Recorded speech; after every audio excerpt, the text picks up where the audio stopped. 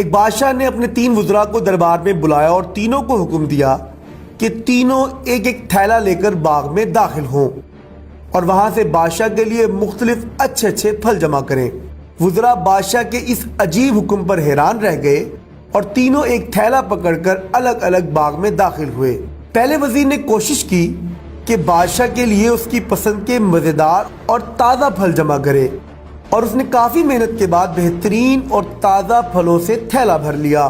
دوسرے وزیر نے خیال کیا کہ بادشاہ ایک ایک پھل کا خود تو جائزہ نہیں لے گا کہ کیسا ہے اور نہ ہی پھلوں میں فرق دیکھے گا، اس لیے اس نے بغیر فرق دیکھے جلدی ہر قسم کے تازہ اور کچے اور گلے سڑے پھلوں سے اپنا تھیلا بھر لیا۔ تیسرے وزیر نے سوچا کہ بادشاہ کی توجہ صرف تھیلے کے بھرنے پر ہوگی، اس کے اندر کیا ہے اسے بادشاہ نہیں دیکھے گا۔ یہی سوچ کر وزیر نے تھیلے میں گھاس پھوس اور پتے بھر لیے اور محنت سے بچ گیا اور وقت بھی بچا لیا۔ دوسرے دن بادشاہ تینوں وزراء کو اپنے تھیلوں سمیت دربار میں حاضر ہونے کا حکم دیا۔ جب تینوں دربار میں حاضر ہوئے تو بادشاہ نے تھیلے کھول کر بھی نہ دیکھے اور حکم دیا کہ تینوں کو ان تھیلوں سمیت ایک ماہ کے لیے دور دراز جیل میں قید کر دو۔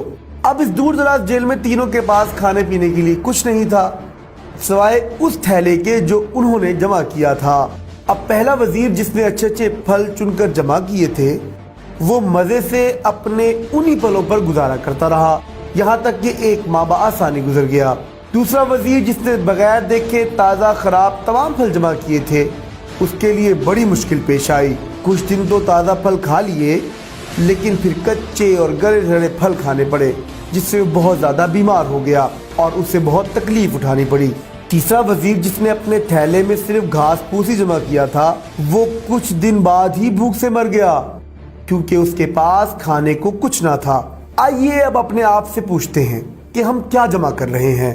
آپ اس وقت اس باغ میں ہیں جہاں سے آپ چاہیں تو نیک اعمال اپنے لیے جمع کریں اور چاہیں تو خراب اعمال، مگر یاد رہے جب بادشاہ حقیقی کا حکم صادر ہوگا تو آپ کو جیل یعنی قبر میں ڈال دیا جائے گا۔ اس جیل میں آپ اکیلے ہوں گے جہاں آپ کے ساتھ صرف آپ کے اعمال کی تھیلی ہوگی، تو جو آپ نے جمع کیا ہوگا وہی آپ کو وہاں کام دے گا۔ تو اگر آج تھوڑی سی محنت کر کے اچھی چیزیں یعنی نیک اعمال جمع کر لیں تو وہاں آسان اور آرام دہ زندگی گزاریں گے۔